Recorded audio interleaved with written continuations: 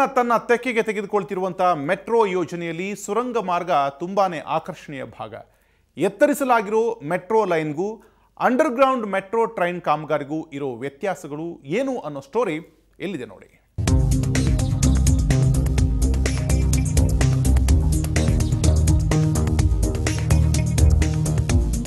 Metro ಕಾಮಗಾರಿಗೆ ಬಳಕೆಯಾಗುತ್ತಿರುವ ಹಣದ ವಿವರ ಇಂತಿದೆ. ಸಾಮಾನ್ಯವಾಗಿ ಒಂದು ಮೆಟ್ರೋ ಸ್ಟೇಷನ್ ನಿರ್ಮಾಣಕ್ಕೆ 179 ಮೀಟರ್ ಉದ್ದ, 30 ಮೀಟರ್ ಅಗಲ ಬೇಕಾಗುತ್ತೆ. ಇನ್ನು ಎತ್ತರಿಸಲಾದ ಸ್ಟೇಷನ್ ನಿರ್ಮಾಣಕ್ಕೆ 80 ರಿಂದ 100 ಕೋಟಿ ವೆಚ್ಚವಾಗಲಿದೆ. ಇನ್ನು ಮೆಟ್ರೋ ಎತ್ತರಿಸಲಾದ ಟ್ರ್ಯಾಕ್ ನಿರ್ಮಾಣಕ್ಕೆ 140 ಕೋಟಿ ರೂಪಾಯಿ ವೆಚ್ಚವಾಗಲಿದೆ. ಇನ್ನು ಒಂದು ಮೆಟ್ರೋ ಅಂಡರ್ಗ್ರೌಂಡ್ ನಿರ್ಮಾಣಕ್ಕೆ ಬರೋಬ್ಬರಿ ಕಿಲೋಮೀಟರ್ ಒಂದಕ್ಕೆ 450 ಕೋಟಿ ರೂಪಾಯಿ ವೆಚ್ಚವಾಗಲಿದೆ. ಆದರೂ ಮೆಟ್ರೋ ಪಾರಂಪರಿಕ ಕಟ್ಟಡ ಉಳಿಸಲು ಈ ನಿಲುವು ತಾಳಿದೆ.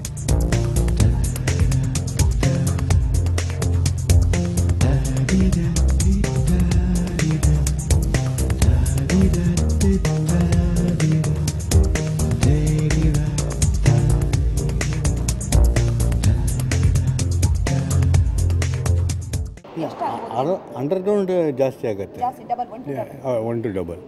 ಎಲಿವೇಟೆಡ್ ಕಮ್ಮಿ ಆಗುತ್ತೆ.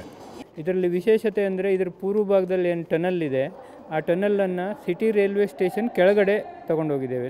ಇದೇನು ಇಂಡಿಯನ್ ರೈಲ್ವೆ ಸ್ಟೇಷನ್ ಇದೆ, ಬೆಂಗಳೂರು ಸಿಟಿ ಸ್ಟೇಷನ್, ಅದರ ಕೆಳಗಡೆ ಹೋಗಿದ್ದೇವೆ. ಅಲ್ಲಿ 23 ಟ್ರ್ಯಾಕನ್ನು ಕ್ರಾಸ್ ಮಾಡಿದ್ದೇವೆ. ಅಂದರೆ ಬರಲಿಕ್ಕೆ ಅಂದರೆ 2 ಟನಲ್ ಇದೆ, 2 ಟನಲ್ಲು 23 ಟ್ರ್ಯಾಕ್ ಕ್ರಾಸ್ ಮಾಡಿ ಬಂದಿದೆ. ಪೂರ್ವ ದಿಕ್ಕಿನಿಂದ ಪಶ್ಚಿಮ ದಿಕ್ಕಿನ ಕಡೆಗೆ ನಮ್ಮ ಮೆಟ್ರೋ ಸುರಂಗ ಮಾರ್ಗ ಕಲ್ಲು ಬಂಡೆಗಳನ್ನು ಸೀಳಿ ನೆಲದ ಅಡಿ ಹಾದು ಹೋಗಿದೆ. ಜೋಡಿ ಸುರಂಗದ ಹಾದಿಯಲ್ಲಿ ಹಳಿ ಜೋಡಣೆ ಕಾರ್ಯವಷ್ಟೇ ಬಾಕಿ ಇದ್ದು, ವರ್ಷಾಂತ್ಯದ ವೇಳೆಗೆ ನೇರಳೆ ಬಣ್ಣದ ರೈಲು ಸವಾರಿ ಈ ಮಾರ್ಗದಲ್ಲಿ ಹಾದು ಹೋಗಲಿದೆ. 60 ಅಡಿ ಅಗಲದಲ್ಲಿರುವ ಸುರಂಗ ಮಾರ್ಗದಲ್ಲಿ ನಮ್ಮ ಸುವರ್ಣ ನ್ಯೂಸ್ ತಂಡ ಸಂಚಾರ ಮಾಡಿದೆ ನೋಡಿ. ಪ್ರಪ್ರಥಮ ಬಾರಿಗೆ ಸುವರ್ಣ ನ್ಯೂಸ್ ವೀಕ್ಷಕರಿಗಾಗಿ ಎಕ್ಸ್ಕ್ಲೂಸಿವ್ಲಿ ಮೆಟ್ರೋನ ಸುರಂಗ ಮಾರ್ಗದಲ್ಲಿರುವಂತಹ ಸ್ಟೇಷನ್ ಚಿತ್ರಣ ಹೇಗಿರುತ್ತೆ ಅಂತ ತೋರಿಸ್ತೀವಿ. ಮೊದಲಿಗೆ ನೀವು ನೋಡ್ತಿರಬಹುದು, ಎತ್ತರಿಸಲಾದ ಸ್ಟೇಷನ್ಗಳಲ್ಲಿ ಮೊದಲಿಗೆ ನಿಮ್ಮ ಕೆಳಭಾಗದಲ್ಲಿ ಸಿಗೋದು ಟಿಕೆಟ್ ಕೌಂಟರ್ಗಳು ಮಾಹಿತಿಗಾಗಿ, ಮತ್ತು ಫಸ್ಟ್ ಫ್ಲೋರ್ನಲ್ಲಿ ಆಪರೇಷನ್ ಸಿಸ್ಟಮ್ ನಡೀತಿರುತ್ತೆ. ಅಲ್ಲಿ ಟಿಕೆಟ್ ಕೌಂಟರ್ ಟೋಕನ್ಸ್ ಮಿಷಿನ್ ಇರುತ್ತೆ. ತದನಂತರ ಆ ಗೇಟ್ನ ಮೂಲಕ ನೀವು ಟೋಕನನ್ನು ಪ್ರೆಸ್ ಮಾಡಿ ನಂತರ ಸೆಕೆಂಡ್ ಫ್ಲೋರ್ಗೆ ಹೋಗಿ ಅಲ್ಲಿಂದ ನೀವು ಟ್ರ್ಯಾಕ್ನ ಮೂಲಕ ನೀವು ಸೇರಬೇಕಾಗಿರೋ ಟ್ರ್ಯಾಕ್ನ ಸೇರಬೇಕು. ಆದರೆ ಇಲ್ಲಿ ಒಂದು ಸ್ವಲ್ಪ ಭಿನ್ನವಾಗಿದೆ, ಅಂದರೆ ಸಂಪೂರ್ಣವಾಗಿ ತಲೆ ಕೆಳಗಾಗಿದೆ ಅಂತ ಹೇಳ್ಬೋದು. ಮೊದಲಿಗೆ ನೀವು ಸ್ಟೇಷನ್ ಅಂದರೆ ಅಂಡರ್ಗ್ರೌಂಡ್ ಸ್ಟೇಷನ್ನ ಎಂಟ್ರಿ ತೊಗೊಂಡಿದ್ದ ತಕ್ಷಣ ನಿಮಗೆ ಸಿಗೋದು ಟಿಕೆಟ್ ಕೌಂಟರ್ ಅಲ್ಲ, ಬದಲಾಗಿ ಆಪರೇಷನ್ ಸಿಸ್ಟಮ್ ಸಿಗುತ್ತೆ. ತದನಂತರ ನೀವು ಫಸ್ಟ್ ಫ್ಲೋರಿಗೆ ಬಂದಾಗ ಮಾಹಿತಿಯ ಟಿಕೆಟ್ ಕೌಂಟರ್ಗಳು ಸಿಗುತ್ತೆ. ನಂತರ ನೀವು ರ್ಯಾಂಪ್ಗಳನ್ನು ಯೂಸ್ ಮಾಡ್ಬೋದು. ಇಲ್ಲಿ ವಿಶೇಷತೆ ಏನು ಅಂದರೆ, ಎತ್ತರಿಸಲಾದ ಸ್ಟೇಷನ್ಗಳಲ್ಲಿ ಕೇವಲ ನಿಮಗೆ ಸಿಗೋಂತಹ ಮಾಹಿತಿ 2 ಎಕ್ಸಿಟ್ ಎಂಟ್ರಿ ಇರುತ್ತೆ. ಆದರೆ ಇಲ್ಲಿ 4 ಎಕ್ಸಿಟ್ 4 ಎಂಟ್ರಿಗಳನ್ನು ನೀಡಿದ್ದಾರೆ. ಈ ಮೂಲಕ ನೀವು ಸಿಟಿ ರೈಲ್ವೆ ಸ್ಟೇಷನ್ಗೆ ಹಾಗೂ ಮಾಗಡಿ ರಸ್ತೆಗೆ ಮತ್ತು BMTC ಬಸ್ ನಿಲ್ದಾಣಕ್ಕೆ ಹೋಗ್ಬೋದು. ಇನ್ನು ಇದು ಸಂಪೂರ್ಣವಾಗಿ ಹವಾನಿಯಂತ್ರಿತವಾಗಿರುತ್ತೆ. ಯಾಕೆಂದರೆ ಈಗಾಗಲೇ ನೀವು ಸ್ವೆಟ್ ಆಗ್ತಿರೋದು ನೋಡುತ್ತಿರಬಹುದು. ತುಂಬ ಪ್ರೆಷರಲ್ಲಿ ಕೆಳಗಡೆ ಇರುತ್ತೆ. ಸುಮಾರು 60 ಅಡಿ ಆಳದಲ್ಲಿ ನಾವು ನೆಲಭಾಗದಿಂದ ಕೆಳಗೆ ಇದ್ದೀವಿ. ಹಾಗಾಗಿ ಈಗಾಗಲೇ AC ಗೆ ಬೇಕಾದಂತಹ ಕಂಟೈನರ್ಗಳನ್ನು ಯೂಸ್ ಮಾಡಿದ್ದಾರೆ. ಇನ್ನು ನನ್ನ ಭಾಗದಲ್ಲಿರುವಂತಹ ಬಲಭಾಗ ಹಾಗೂ ನನ್ನ ಎಡಭಾಗ ಎರಡೂ ಬದಿಗಳಲ್ಲೂ ಸಹ ನಿಮಗೆ ಟ್ರ್ಯಾಕ್ ಇರುತ್ತೆ. ನನ್ನ ಬಲಭಾಗದ ಟ್ರ್ಯಾಕ್ಗಳನ್ನು ನೀವು ನೋಡ್ತಿರ್ಬೋದು. ಈಗಾಗಲೇ ಸುರಂಗ ಮಾರ್ಗದ ಕೆಲಸ ಸಂಪೂರ್ಣವಾಗಿ ಮುಗಿದಿದ್ದು, ಟ್ರ್ಯಾಕ್ ಸೆಷನ್ ಕೆಲಸ ಮಾತ್ರ ಮುಗಿಬೇಕಿದೆ. ಇಲ್ಲಿ ನೀವು ನೋಡ್ತಿರುವ ಜಾಗದಲ್ಲಿ ಟ್ರ್ಯಾಕ್ ಬರುತ್ತೆ. ಈ ಟ್ರ್ಯಾಕ್ಗಳನ್ನು ಉಪಯೋಗಿಸ್ತಿರಬಹುದು. ಮತ್ತು ಇಲ್ಲೆಲ್ಲ ಎಲಿವೇಟೆಡ್ ಸಿಸ್ಟಮು ಸಹ ತುಂಬ ಲಕ್ಸುರಿಯಾಗಿ ನೀಡಿರ್ತಾರೆ. ಎಲಿವೇಟೆಡ್ ಸ್ಟೇಷನ್ನ ಸಂಪೂರ್ಣವಾದಂತಹ ಲಕ್ಸುರಿಯನ್ನು ನೀವು ಯೂಸ್ ಮಾಡ್ಬೋದು. ಇದಕ್ಕೆ ಹೈಟೆಕ್ ಪ್ಲ್ಯಾಟ್ಫಾರ್ಮ್ ಅಂತ ಕರೀತಾರೆ. ಪ್ಲ್ಯಾಟ್ಫಾರ್ಮ್ನ ಭಾಗ ತುಂಬ ಅಗಲವಾಗಿರುತ್ತೆ. ಬದಲಾಗಿ ರಸ್ತೆಯ 2 ಬದಿ ಅಂದರೆ ಒಂದು ಪ್ಲ್ಯಾಟ್ಫಾರ್ಮ್ನ ಬಲ ಮತ್ತು ಎಡಭಾಗಗಳಲ್ಲಿ 2 ಭಾಗಗಳಲ್ಲಿ ನಿಮಗೆ ಟ್ರ್ಯಾಕ್ಗಳು ಹೋಗ್ತಿರುತ್ತೆ, ಒಂದು ಬರೋದಕ್ಕೆ ಮತ್ತೊಂದು ಹೋಗೋದಕ್ಕೆ. ಹೀಗಾಗಿ ಪ್ರಯಾಣಿಕರು ಡಬಲ್ ಧಮಾಕದ ಮೂಲಕ ಇಲ್ಲಿನ ಹವಾನಿಯಂತ್ರಿತವಾದಂತಹ ರೈಲ್ಗಳಲ್ಲಿ ಸಂಪೂರ್ಣ ವ್ಯವಸ್ಥೆಯನ್ನು ಕಾಣಬಹುದಿದೆ.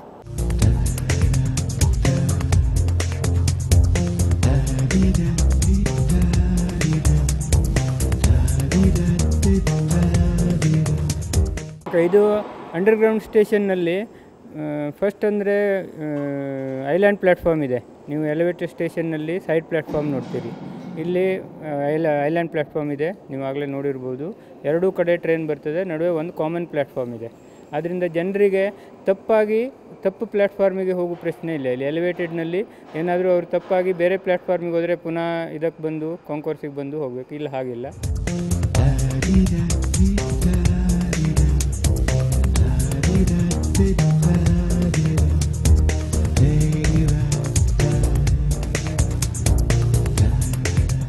ಪರ್ಪಲ್ ಲೈನಲ್ಲಿ ಇಲ್ಲಿ ಪರ್ಪಲ್ ಲೈನ್ ಮೆಟ್ರೋ ಸಂಚಾರ ಮಾಡುತ್ತೆ.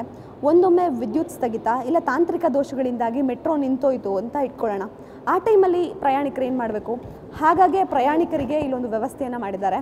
ಈ ವ್ಯವಸ್ಥೆ ಅಂತ ಅಂದರೆ ಈ ಟ್ರ್ಯಾಕ್ ಸ್ಟೇಷನ್ ಜಾಗವನ್ನು ಹೊರತುಪಡಿಸಿ ಅದರ ಆಸುಪಾಸಿನಲ್ಲಿ ಒಂದು ವೇನ ಮಾಡ್ತಾರೆ.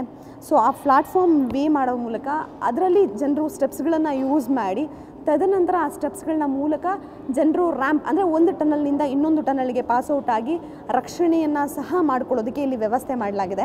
ಈ ವ್ಯವಸ್ಥೆಯನ್ನು ಪ್ರಯಾಣಿಕರು ಸದುಪಯೋಗ ಪಡಿಸ್ಕೊಳ್ಳೋದಕ್ಕೋಸ್ಕರ ಇಲ್ಲೆಲ್ಲ ಸೈನ್ ಬೋರ್ಡ್ಗಳನ್ನು ಸಹ ಮುಂದಿನ ದಿನಗಳಲ್ಲಿ ಹಾಕಲಾಗುತ್ತೆ. ಟನಲ್ ಒಳಗಡೆ ಪ್ಲ್ಯಾಟ್ಫಾರ್ಮ್ ಸೈಡ್ನಲ್ಲಿ ಒಂದು ವಾಕ್ವೇ ಇದೆ, 600 mm ವಿಡ್ತ್ ಇರೋದು.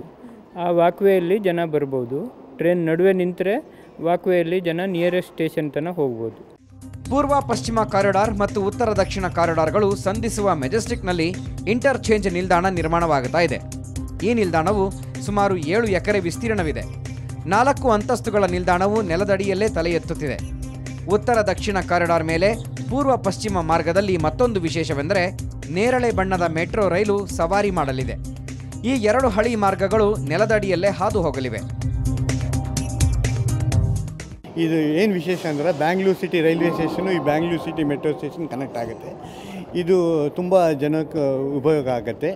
ಇಲ್ಲಿ ಪರ್ಪಲ್ ಟ್ರೈನ್, ಇವಾಗ ಪರ್ಪಲ್ ಟ್ರೈನ್ ಹೇಳ್ತಾರೆ, ಇದು ಪರ್ಪಲ್ ಟ್ರೈನ್ ಇವಾಗ ಬರುತ್ತೆ. 3 ಕೋಚ್ ಇದೆ ಬಿಗಿನಿಂಗ್. ಪ್ಯಾಸೆಂಜರ್ಸ್ ತುಂಬ ಜಾಸ್ತಿ ಇದ್ದಾರೆ ಅಂದರೆ ಅದು 6 ಕೋಚಸ್ ಆಗುತ್ತೆ. ಸುರಂಗ ಮಾರ್ಗ ಕಾಮಗಾರಿಯ ಹೈಲೈಟ್ಸ್ಗಳು ಇಂತಿವೆ. 4.8 ಕಿಲೋಮೀಟರ್ ಮಾರ್ಗವು ನೆಲದ ಅಡಿಯಲ್ಲಿ ಹಾದು ಹೋಗಿದೆ. ಜೋಡಿ ಸುರಂಗ ಮಾರ್ಗದಲ್ಲಿ 4 ಸುರಂಗ ನಿಲ್ದಾಣಗಳು ನಿರ್ಮಾಣಗೊಂಡಿವೆ. 5.6 ಮೀಟರ್ ಸುತ್ತಳತೆಯ ಸುರಂಗದ ಕಾಂಕ್ರೀಟ್ ರಿಂಗ್ಗಳು 1 ಅಡಿ ದಪ್ಪ ಇದೆ. 4 ಅಡಿ ತಳಪಾಯದ ಮೇಲೆ ರಿಂಗ್ಗಳನ್ನು ಅಳವಡಿಸಲಾಗಿದೆ. 14,000 ಲೀಟರ್ ಡೀಸೆಲ್ ಅನ್ನು ಸುರಂಗ ಕೊರೆಯುವ ಕಾಮಗಾರಿಗೆ ನಿತ್ಯ ಬಳಸಲಾಗಿದೆ. ಟನೆಲ್ ಬೋರಿಂಗ್ ಯಂತ್ರಕ್ಕೆ ಅವು ಬಳಕೆಯಾಗುತ್ತಿತ್ತು.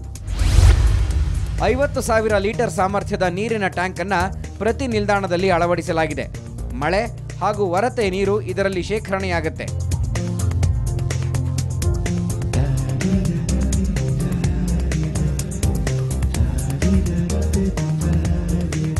ಸದ್ಯ ನಾವು ಈಗಾಗಲೇ 700 ಮೀಟರ್ ಅಂತರದ ಸುರಂಗ ಮಾರ್ಗದಲ್ಲಿ ಸಂಚರಿಸಿದ್ದೇವೆ.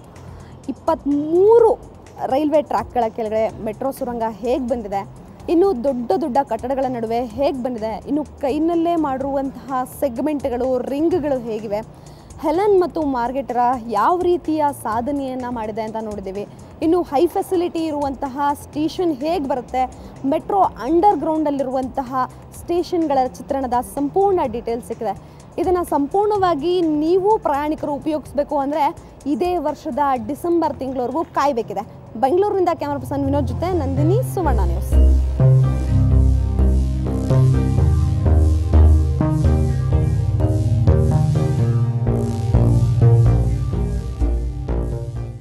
ಸದ್ಯ ಸುವರ್ಣ ನ್ಯೂಸ್ನಲ್ಲಿ ಸುರಂಗ ಮಾರ್ಗದ ಕಾಮಗಾರಿಯನ್ನು ನೋಡಿದ್ದಾಯಿತು. ಪ್ರಯಾಣಿಕರು ಅಂಡರ್ಗ್ರೌಂಡ್ ಮೆಟ್ರೋ ಖುಷಿಯನ್ನು ಸವಿಬೇಕಾದ್ರೆ 2015ರ ಮೇ ತಿಂಗಳವರೆಗೂ ಕಾಯಬೇಕಾಗತ್ತೆ. ಇದು ಈ ಹೊತ್ತಿನ ವಿಶೇಷ ಸುರಂಗ ಸ್ವರ್ಗ. ನೇರ, ದಿಟ್ಟ, ನಿರಂತರ ಸುದ್ದಿಗಾಗಿ ನೋಡ್ತಾರೆ ಸುವರ್ಣ ನ್ಯೂಸ್.